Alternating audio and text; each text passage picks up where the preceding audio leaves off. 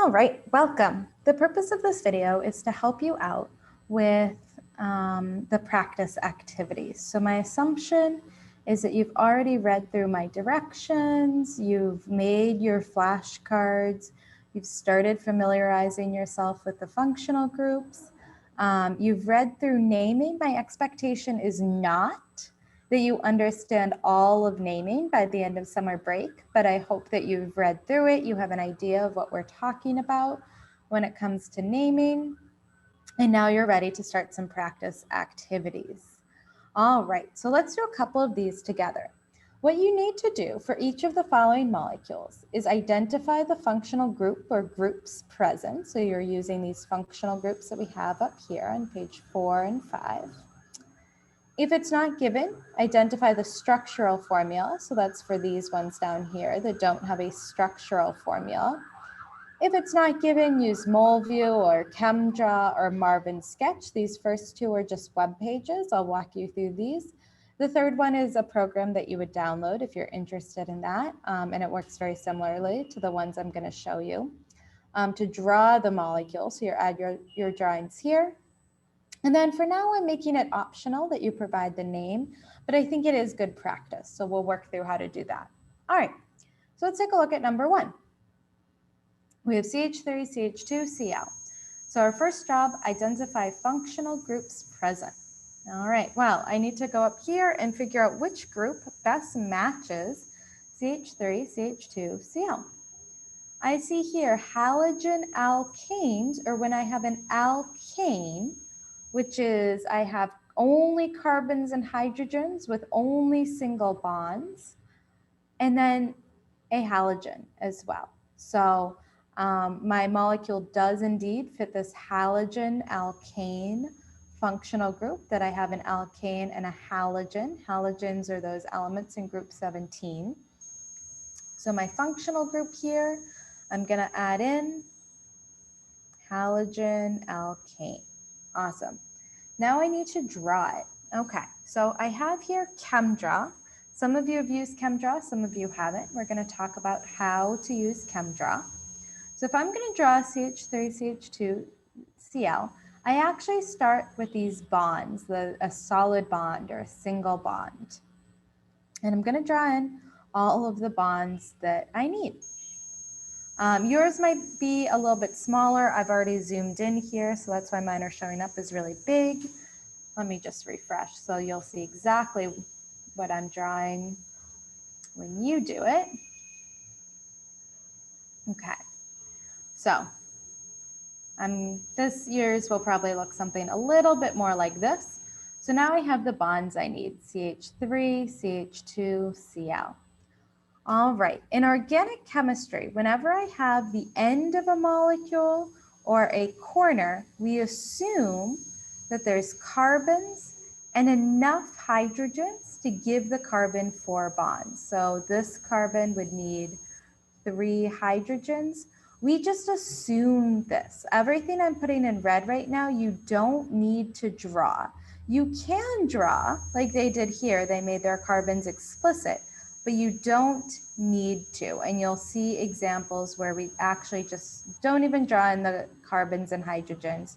We just assume the carbon and hydrogens are there. The Cl, well, we do need to explicitly add in the Cl. So I do that in ChemDraw by clicking on where it says A. I'll highlight here until it gives me a blue circle. I click, I type in Cl. Let me go ahead and clear my zoom annotation so you can see. And this is the molecule. This is all I need to draw. Again, I'm assuming the carbons and hydrogens are there. In organic chemistry, I don't even need to actually explicitly put them in. The other thing that I'm going to do here, I'm going to use this lasso tool. And then I'm going to do this tool where it says clean up structure. And you can just keep clicking this until you get a structure that you like.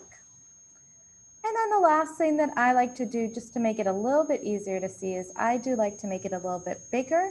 And then you'll notice the website can actually just scale the structure so that it comes in at a nice big size. There's probably an easy way to export it, but I'm just going to use screen capture, to get my picture here, to make it look nice and pretty. And then it shows up here. I'm going to copy and paste and throw it in here to molecular model. All right, and now I need to name this. Well, what will my name look like? So naming overview. You'll notice when we name in organic chemistry, we need to name a parent. That comes from the longest chain of carbon atoms. We need a suffix, which comes from the functional groups that are present. You may also need a prefix. Not every organic chemistry molecule has a prefix, but you may need a prefix. So I need to identify the longest chain of carbons. In this molecule, the longest chain is 1, 2. 2 carbons.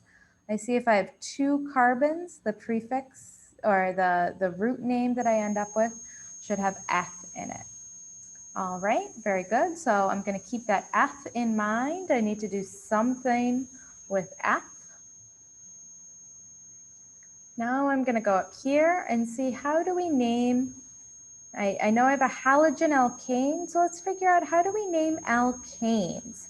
Well, we put ane in the end. So I have my F of my parent group, and then it's going to get ane. And ane comes from the fact that I have an alkane, and it's an alkane because I have carbons and hydrogens with only single bonds. And now halogen alkanes use a prefix for the halogen. And so my halogen here is Cl or chloro. So I end up with chloroethane. If I want to double check that, there's this nice little handy button that I have here in ChemDraw that's, I'm going to highlight my structure again. Oops, I didn't get all of it. Let me try that again. So I'm highlighting my structure, and then I see that I can do name to structure, structure to name. I want structure to name, and it spits out chloroethane. So I can double check my work using ChemDraw. All right, so let's go down here, and I'm going to fill in. I have chloroethane. All right. Let's try another one, and I'll show you how to use the other program, the MolView program. This time I have CH2O. You don't need to switch programs. You can do whatever you want, whichever program you like better and feel more comfortable with. I'm just doing 2 programs so that I get the chance to show you both. So this is how MolView loads. You can just close that. You're not going to make a donation unless you want to, I suppose. So I'm going to get rid of this. And I'm going to turn it on so that we just see our model. We can maybe, oops. I just want the 2D. And okay, this is the one that we want. So if you click on this 2D here, you get just the model. The 3D can be helpful, but in this case, we really don't need it right now. So I'm just working in 2D. This time I can actually select the atoms that I want. So I have CH2O, CH, H. So I'm just clicking on the atom and dragging to add another one. And O, I know the O needs to be connected to the carbon because H can only make one bond, and it's already making a bond with the C. And you can just use the zoom on your trackpad to make this a little bit bigger. So I'm just going to zoom in a little bit. And then, that was kind of a lot. Okay. So I have CH2O. And I know carbon needs to make 4 bonds because it has 4 valence electrons. So I see that there needs to be a double bond here. Oxygen wants 2 bonds, carbon wants 4. So the way to make that happen is adding in a double bond. Again, I can clean the structure. This time it's just a picture of a broom. I'm going to press clean structure, and this is the structure that I get. So again, I'm just going to use my screen capture tool.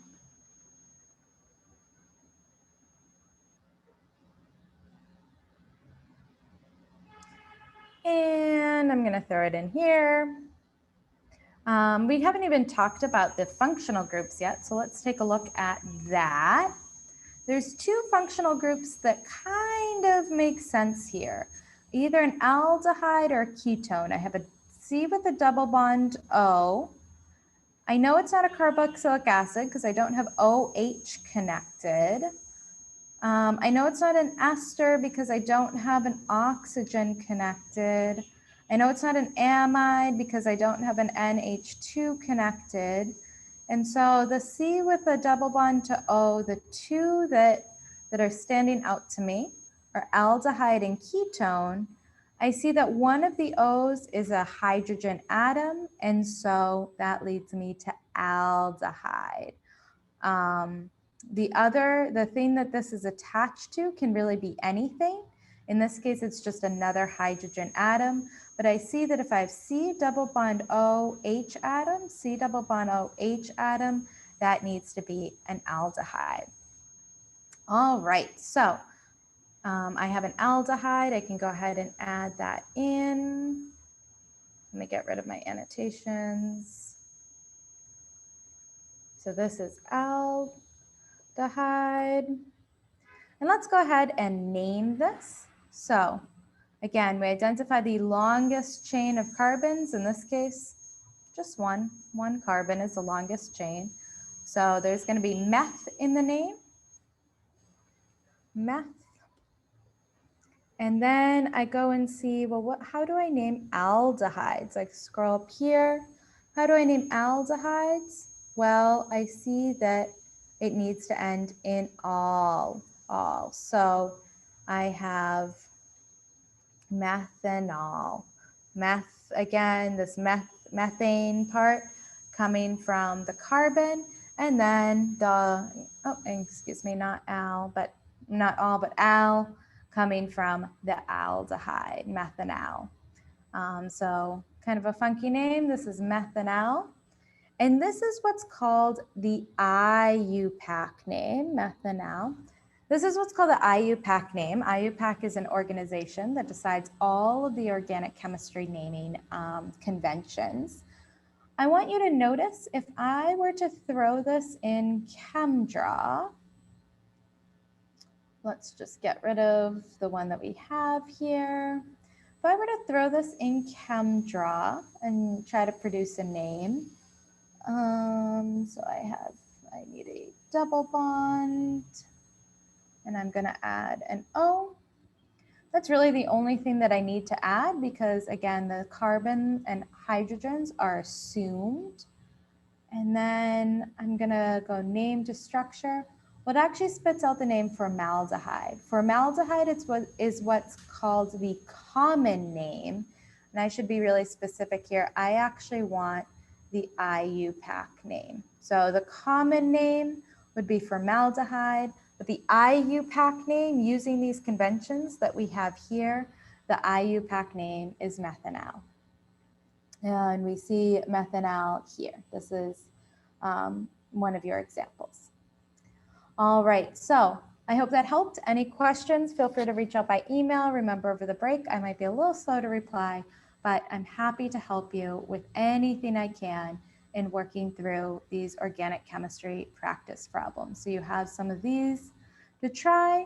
You also have some IB practice, multiple choice questions, and then also some more resources on identifying functional groups. So it's really helpful if you come back from break already feeling confident on knowing exactly what functional groups we have, on knowing that if I see C double bond OH, that's an aldehyde, knowing that and knowing that well, having that memorized. All right, I hope you're having a wonderful break. I miss you all. Talk to you soon. Bye.